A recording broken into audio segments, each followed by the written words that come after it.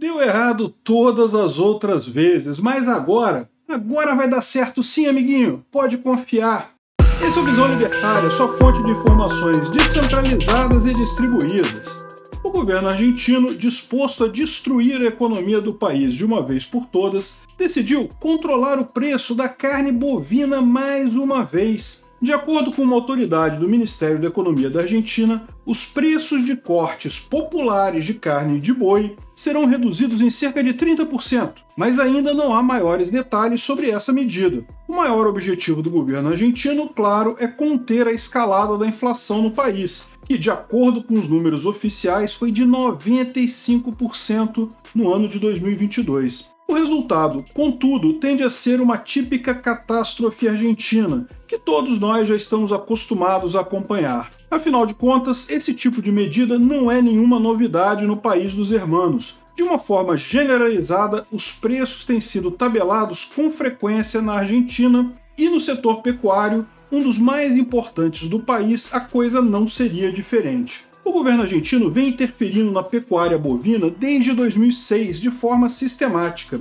O resultado dessas medidas, diferentemente das expectativas do governo, é sempre um desastre. Naquele ano, havia 62 milhões de cabeças de gado no país. 15 anos depois, esse número caiu para 50 milhões. Em 2021, o governo de Alberto Fernandes decidiu proibir as exportações de carne bovina durante um mês, para fazer com que o preço no mercado interno diminuísse. No começo de 2022, essa proibição foi modificada e o governo passou a proibir a exportação de alguns cortes bovinos pelo prazo de 2 anos, até o final de 2023. Na época da primeira proibição, o índice de inflação acumulada em 12 meses era de quase 50%, um absurdo já. Como os argentinos terminaram o ano de 2022 com quase 100% de inflação, resta provado que a proibição da exportação de carne bovina não resolveu o problema da escalada de preços. Além disso, essa proibição resultou em graves prejuízos para a economia argentina.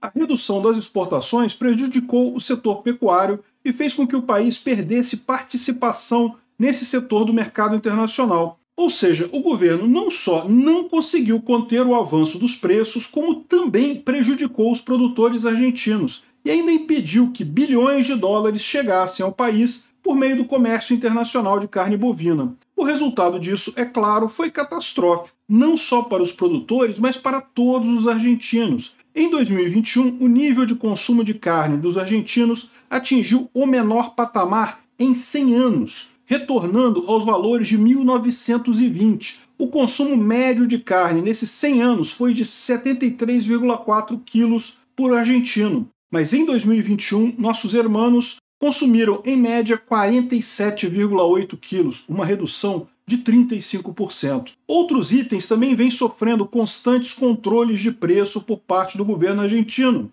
No ano passado, nada menos que 1.500 itens de supermercado tiveram seu preço congelado por 120 dias para conter o avanço da inflação, lógico. Obviamente, essa iniciativa não deu certo mais uma vez. Porém, e não obstante os resultados das desastrosas medidas de controle de preço, o governo argentino continua insistindo no erro. Nós brasileiros conhecemos bem esse fenômeno. Durante o famigerado governo do José Sarney, quando o nosso país viveu um período de hiperinflação, foi criada a famosa tabela da Tsunami, que estabelecia preços a serem aplicados a uma enorme lista de produtos. O que o governo brasileiro conseguiu com essa atrapalhada foi, naturalmente, fazer todos esses produtos desaparecerem das prateleiras, obrigando os consumidores a recorrer a mercados negros com o pagamento de ágio para obter tais mercadorias. A carne bovina era um dos itens com preço tabelado aqui também, e também desapareceu rapidamente dos açougues do país. Afinal de contas, os criadores de gado simplesmente não queriam abater os bois para vendê-los por um preço abaixo do seu custo de produção. Ninguém trabalha para perder dinheiro.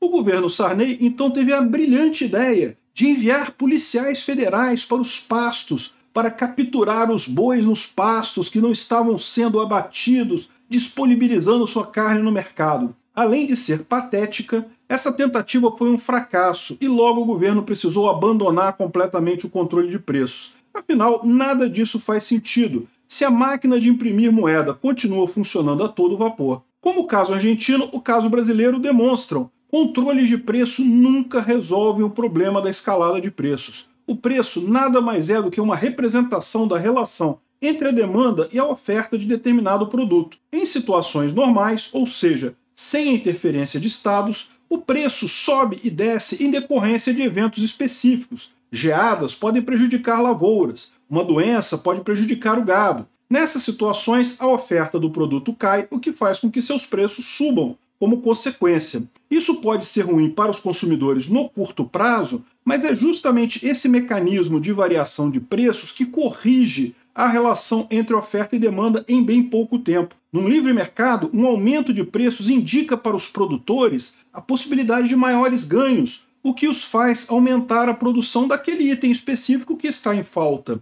Por outro lado, os consumidores tenderão a diminuir sua procura por esse item, que agora é mais caro. Como a oferta é puxada para cima com uma alta de preço e a demanda é empurrada para baixo, a tendência é que os preços caiam num futuro muito próximo e o equilíbrio seja novamente alcançado. Por outro lado, quando o Estado limita os preços de um produto na marra, ele prejudica essa relação entre consumidores e produtores. Como o preço se mantém estável, o consumidor continua comprando a mesma quantidade de determinado item, mas os produtores não possuem agora incentivos para aumentar sua produção. Dessa forma, com uma demanda crescente e uma produção estagnada, as prateleiras tendem a ficar vazias em bem pouco tempo. E é exatamente esse cenário que qualquer país que aplique os controles de preço observa, inevitavelmente. O mesmo fenômeno se aplica, inclusive, à moeda. Numa sociedade plenamente livre, diferentes moedas competiriam entre si, e aquelas que fossem consideradas mais estáveis dominariam o mercado. Uma moeda que obrigasse seus utilizadores a aumentar os preços nominais dos produtos com frequência seriam logo abandonadas. Problemas como aumento generalizado de preços e escassez de produtos seriam logo mitigados porque suas causas, a saber, a impressão de moeda e o controle de preços, não seriam viáveis num livre mercado. Esses fenômenos só acontecem atualmente por causa da atuação dos estados. Na atual situação da Argentina, não se trata apenas de maior ou menor consumo de carne ou de qualquer outro bem ou serviço. Nesse caso, entra em jogo também a inflação, ou seja, a expansão da base monetária que leva a uma depreciação constante da moeda. Os produtores de carne não estão fazendo com que seu produto fique mais caro. Eles apenas estão repassando para os consumidores a desvalorização da moeda, ajustando os preços para manter o valor real do produto estável. Como o governo argentino não para de imprimir dinheiro, os produtores não param de reajustar seus preços. Porém, ao interferir na economia, controlando os preços da carne, o governo argentino obriga os pecuaristas a operarem com prejuízos. Sim, o preço vai ficar estável num primeiro momento. Contudo, os produtores deixarão de vender o seu produto para não ter que arcar com o prejuízo decorrente da desvalorização da moeda. Os consumidores, por sua vez, continuarão comprando a carne, como faziam antes, uma vez que os preços se mantiveram.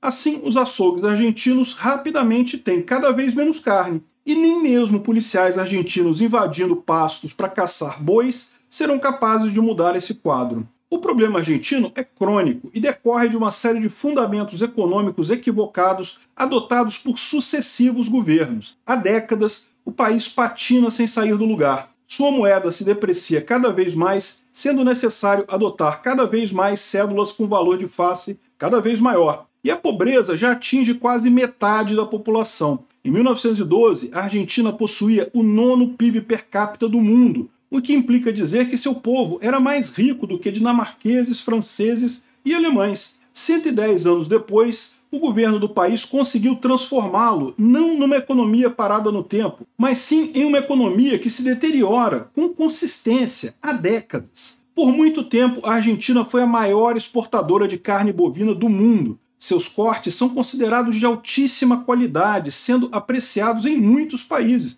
inclusive aqui no Brasil. E isso se deve ao empenho e à eficiência dos criadores de gado no país, que souberam investir nesse negócio de uma forma inteligente, ao longo de muitos anos. O Estado argentino, por outro lado, em nada colaborou com isso. Muito pelo contrário, ele é o grande responsável pelos sucessivos impactos negativos nessa importante indústria. As medidas econômicas do governo de Alberto Fernandes já deixaram de fazer sentido, tendo se tornado puro desespero há um bom tempo. O que ele e sua equipe econômica fazem é apenas cometer os mesmos erros na esperança de conseguir alguma sobrevida para o seu próprio governo. Enquanto isso, os argentinos ficam cada vez mais pobres e até mesmo a carne de boi, um dos pontos fortes da economia do país, se torna escassa nas prateleiras dos supermercados. Infelizmente, Alberto Fernandes e seus comparsas continuarão a imprimir dinheiro e a controlar preços, o que significa que não existe, no curto e médio prazo, qualquer esperança de melhoria na economia para nossos vizinhos. Obrigado por sua audiência. Esse artigo foi sugerido e escrito por Quintessência, revisado por Baby Yoda e narrado por mim, Peter Turgunia. Se você gostou desse vídeo, clique no ícone de curtir aí embaixo e compartilhe o vídeo na sua rede social, que isso ajuda muito a gente. Se você quer ser notificado de outros vídeos, não deixe de se inscrever no canal, isso também nos ajuda. E depois clica no ícone da campainha. Até o próximo vídeo.